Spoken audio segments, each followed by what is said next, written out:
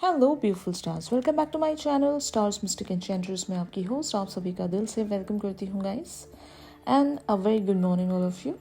आज की central energy या फिर एनर्जी थीम फॉर टुडे आप सभी के लिए क्या कहती है यही हम जानेंगे गाइस। तो बने रहिए मेरे इस वीडियो पर। चैनल पर अगर आप लोग नए हैं तो आप सभी का स्वागत है यहाँ पर। Please do subscribe to this channel, also hit the bell notifications to get updates from this channel.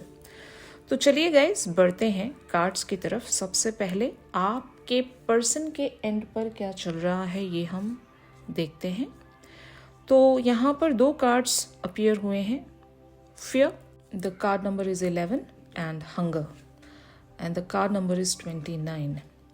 तो दोनों ही अगर कार्ड्स के नंबर्स हम यहाँ पर देखते हैं तो सम अप होते हैं नंबर 2 पर, which talks about a moon. Okay, तो जब कभी भी हम लोग मून की एनर्जीज के बारे में डिस्कस कर रहे हैं तो either talks about the moon phases, जो फुल मून और न्यू मून का फेज होता है। तो अब जो फेज स्टार्ट हो रहा है फुल मून का, इस फुल मून फेज की वजह से अब दोनों के बीच में काफ़ी कुछ शिफ्ट हुआ है। चीज़ें पहले जैसी रही नहीं। ओके, इंटेंस लेवल पर चीज़ें शिफ्ट हो रही हैं। कुछ भी प्रोक्रेस्टिनेशंस में नहीं है, क्लैरिटी मिल गई होगी। ओके, और एट द सेम टाइम अगर कोई फियर था, उस फियर से भी आप लोग उभरने की कोशिश कर रहे हो। कह सकते हैं ना, सेटबैक्स होते हैं।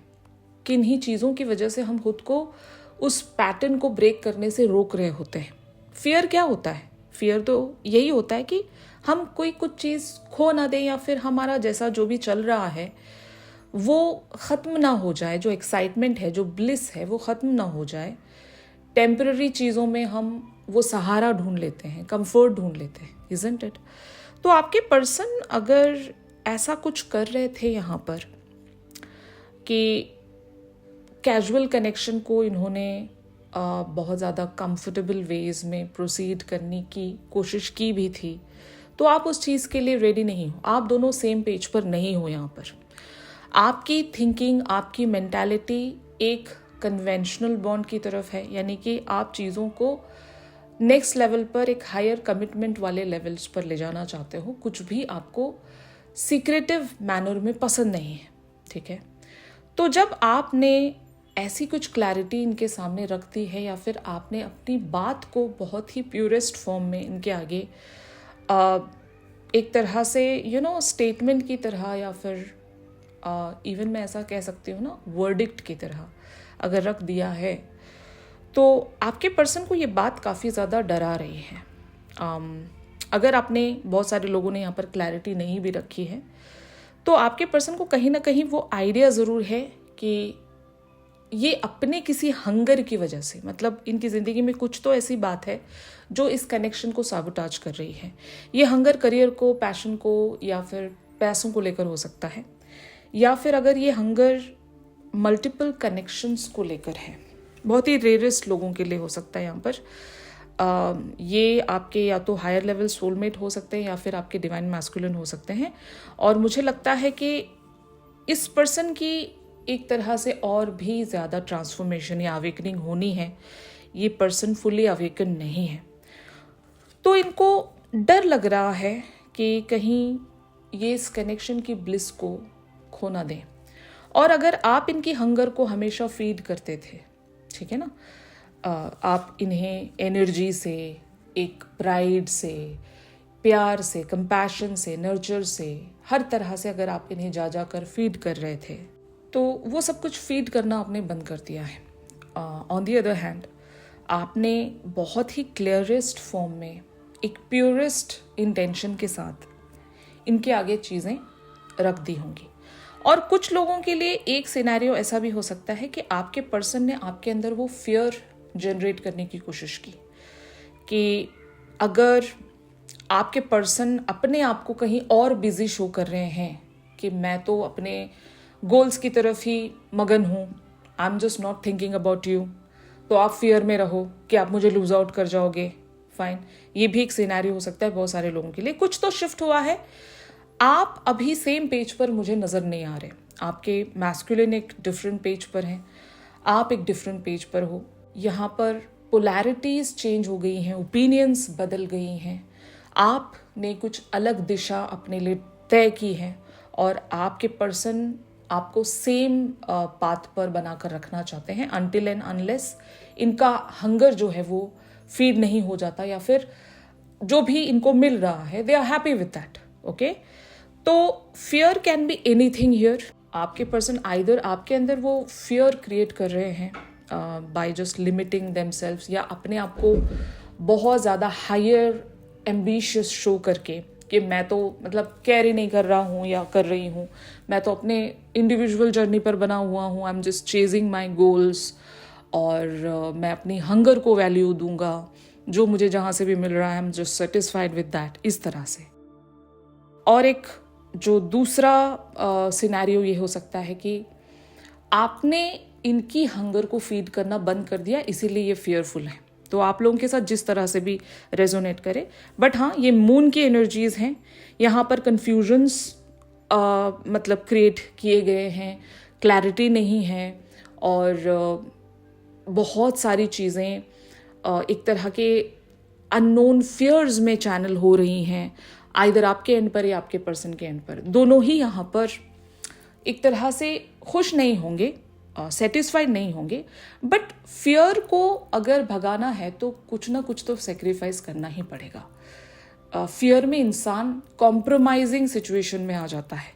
तो अगर आपको कॉम्प्रोमाइज़ करना पड़ रहा था या फिर आपके पर्सन को कॉम्प्रोमाइज़ करना पड़ रहा था, तो यहाँ पर किसी एक इंसान को अपने फियर को पीछे छोड़कर आगे बढ़ना पड़ेगा, क्योंकि डर के आगे जीत है।